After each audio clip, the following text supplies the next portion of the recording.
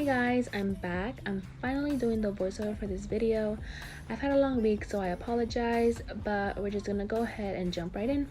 We're gonna be using the POREfection concealer from Lorac. We're gonna spread it all over the eyelid to make sure it's all covered, and then blend it with a big fluffy brush from Morphe.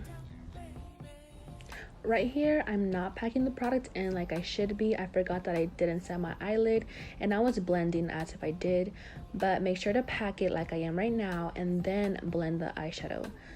Packing the eyeshadow and then blending it will make it so much easier for you to blend everything together. And to intensify that pink, just go in with the same shade and blend right over it. And for this step, you're gonna want to use a more dense brush. I'm using the Morphe M519, and you're gonna grab that darker pink shade from the same palette just to give the crease more definition. And right here, you're just gonna blend both shadows together. Using the Morphe R41 brush, we're gonna grab the darkest purple from the same eyeshadow palette and just pack it all over the eyelid to give it that ombre effect that I was talking about earlier in the video. And then we're gonna use that last brush we used for that darkest pink shade and blend the dark pink to the purple. Using any flat concealer brush, I'm gonna grab some of the Too Faced glitter glue and spread it all over that purple. And after all that is spread, I'm gonna blend it with my finger so it won't have any harsh lines. I like setting my glitter with like a fluffy brush. I feel like it's more efficient, it just grabs way more product. And I'm using the glitter from Beauty Creations in the shade Spinel. Using a small detailed brush, I'm going to use that black from the same palette and then pack it on to the outer corner of the crease and then blend it out with a small pencil brush from Morphe.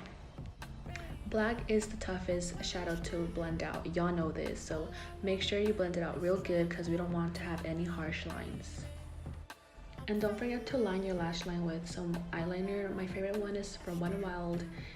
When you get to the end of your eye, you're just going to want to blend out that wet eyeliner with your black eyeshadow with the same detailed brush. And then just put some mascara on them lashes. And y'all know the deal, 35F for my highlight. So we're just putting on some lashes that I found. Glue on the middle, and then the inner corner, and then the outer corner.